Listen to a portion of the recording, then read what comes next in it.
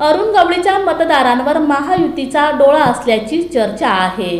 दक्षिण मुंबईचा गड सर करण्यासाठी तुरुंगाबाहेर काढण्याची रणनीती आखण्यात आल्याची चर्चा आहे। अरुण गवळीची मुदतपूर्व सुटका करण्याचे आदेश नागपूर खंडपीठाने दिले आणि त्यानंतर लोकसभा निवडणुकीच्या अनुषंगाने तर ही सुटका झाली नाही ना, याची चर्चा राजकीय वर्तुळात रंगू लागली आहे। दक्षिण मुंबईमध्ये असलेल्या लालबाग ते माझगाव परिसरातील मतांची बेरीज करण्यासाठीच महायुतीने गवळीला तुरुंगाबाहेर काढल्याची चर्चा आता रंगतेय।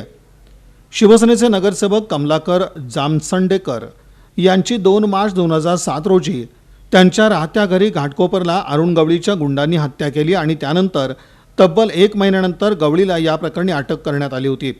याच केसच्या सुनावणीत पुढे गवळीला 2 वेळा जन्मठेपेची शिक्षा सुनावण्यात आली होती।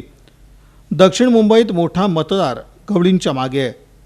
एकीकडे अरुण गवळीच्या सुटकेचा आदेश समोर आला आणि दुसरीकडे दक्षिण लोकसभा मतदारसंघाची निवडणूक देखील चर्चेत आली आहे।